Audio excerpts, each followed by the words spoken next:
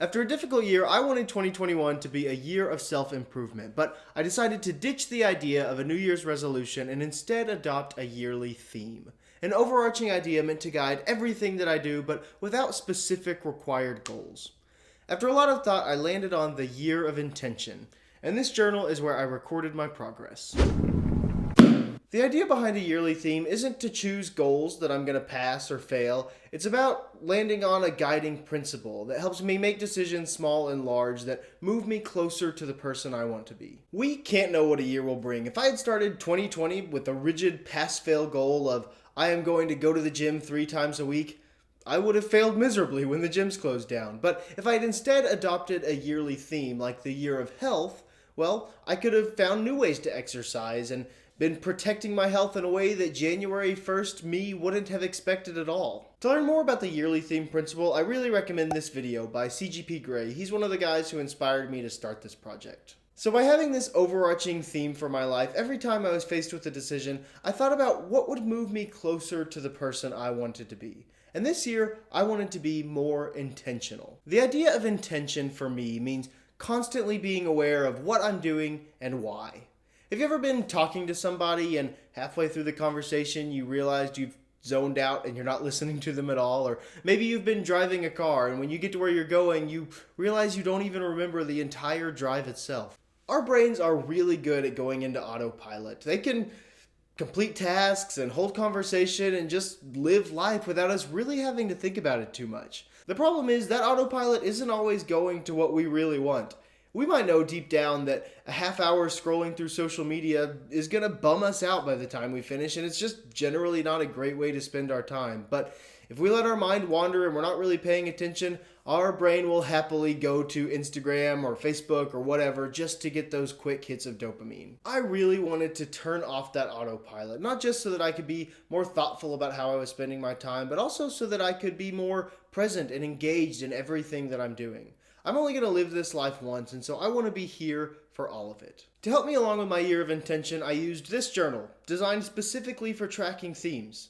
It was designed by the guys who host the Cortex podcast, which is where I first learned about the theme system. In fact, on one of their episodes about yearly themes, they actually mentioned my theme specifically. Check it out. Blake says, I'm a week into my first yearly theme, the Year of Intention. Intentionality is just a great starter theme. Yeah. I'll always love Year of Intention or intentionality as a theme. I thought that was so cool that they talked about my theme, and it was really cool to hear what the theme of intentionality meant to them. If you have any interest in a theme, I really recommend checking out their podcast. You might also decide that one of these journals would be a good tool for you to use. Probably my favorite thing about this journal is that there are no rigid rules and there's no specific way to use it. It has 3 main sections. First, there's the theme section. This is where you write your theme and describe what it means to you. You can also write any ideal outcomes you want to see from your theme.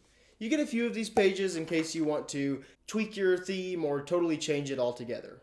The biggest section is this daily journaling section, and this is a great example of the no rules, Wild West nature of the journal. You get 4 boxes of various sizes, and you can use them in whatever way makes sense to you. In a minute, I'll show you how I used these. Finally, there's this quantitative section, which might seem really data-oriented, but really it's just a daily theme tracker or a daily check-in for you to kind of check in about how you're feeling about your theme or your ideal outcomes or certain attitudes or really just whatever makes sense to you.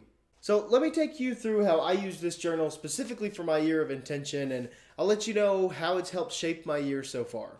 First up is the theme section. I had decided on my theme, the Year of Intention, a few weeks before, so filling out this bit was pretty straightforward. I wrote that my goal is to live more intentionally. I want to be more mindful and intentional about my words, actions, spending, possessions, eating, exercising, and just life in general. I'm going to try to always examine what I'm doing and why to make sure that everything I do is making me a better person, the world a better place, or improving relationships. I want to turn my autopilot off. And then instead of ideal outcomes, I decided to choose sort of sub-themes, so different areas where I wanted to be more thoughtful or intentional. So I had intentional eating, intentional purchasing, intentional words, possessions, love, and time. And to me, that's the year of intention. That's exactly what I want to be more thoughtful about, and that's kind of how I wanted this project to go. For the daily journaling section, I used these top 2 boxes to write about my theme specifically. So I used the top one to write about where I thought I was doing really well on my theme, places where I could tell that I was being very thoughtful or mindful throughout the day. And then the second one was places where I realized that I could improve, somewhere where maybe I noticed that I was being a little careless or just wasn't being as thoughtful as I wanted to be. This big box in the middle I just kind of treated like a daily journal, so it didn't necessarily have to go along with my theme, but it was more of just what I did that day and how I was feeling and kind of stuff like that. Just a daily journal. Finally, I used this little box at the bottom to write something I was thankful for every day. Sometimes this was something really big, like a meaningful relationship, or the fact that I had access to a safe and effective vaccine in the middle of a global pandemic. But other times it was something really small, like the time that I wrote that I was thankful for The Office, the day after we watched the series finale. I just wanted a sort of gratitude section so that every day I could remind myself that there's something to be grateful for. Finally, there's that daily theme tracker at the end, and I chose to use this one as a check-in for those sub-themes that I mentioned earlier. So every day I reflected on how I was feeling about each of these individual categories, and I gave myself a rating. An empty circle meant that I did not feel that I was doing very well on that category. A half circle meant that I felt like I was doing okay, but could definitely be doing better. And then a full circle meant that I felt that I was being very thoughtful, very intentional, really being mindful about how I was doing in that particular category. Before I move on, there are a couple little details about this theme journal that I really love, and I feel like I can't talk about the Theme System Journal without at least mentioning some of these things that make me really happy. First is the subtle design. I love that it doesn't have big bold letters that say Yearly Theme Journal or something like that. It's just a subtle debossed logo on a soft black cover. I also love that it's set up for 90 days, which keeps it small enough to carry around or keep in a bedside drawer, but it's also really great for scaling so that it works no matter what your timeline is for your theme. I wanted to use this as a daily journal, at least at first, and so this fit exactly into 3 months. But if I wanted to continue that for an entire year, then 4 of these journals would perfectly cover the span of a year. It could also be used just 1 or 2 times a week, and then 1 journal could fit for a year. Again, there's no rigid rules, you just kind of use it however works best for you, but I could just tell that 90 is kind of a clever, thoughtful number, and you know that it wasn't chosen at random. I think that was a nice little detail for the journal.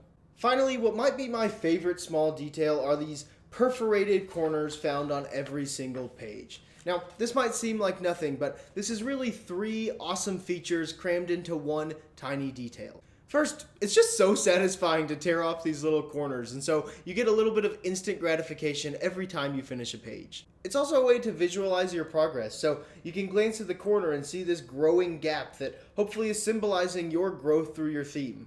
And then, in this genius way, it also acts as a bookmark. So instead of flipping through to find the right page, you just flip to where that gap ends, and it gets you right to the right spot every time. So much thought went into this, and it really shows. So I journaled for 90 days, and I really do think that this journaling system did help me to be more thoughtful and intentional. Every evening when I would reflect on my day, I had to really think about the spots throughout the day when I wasn't being very thoughtful or mindful, when I was kind of acting carelessly, versus the times when I could tell that I was really acting with intention. And that required reflection helped me to find places throughout the day where I knew that I was being thoughtful, and it helped me to better identify places where I could improve. It also just felt bad to give myself an empty circle rating or to write about the careless things that I did that day. So when I was faced with a decision, I would catch myself thinking forward to how I would feel when I had to rate myself on that action later, and that usually pushed me toward doing the better thing. So I've completed 3 months of the Year of Intention, and I'm going to spend the next 3 months still trying to be a better person by being more thoughtful and intentional about what I do. But I'm also going to see how living the Year of Intention without the journal compares, to see if maybe I really should be writing this every day, or maybe I can get by on just writing it once or twice a week. Either way, the Year of Intention for me isn't over.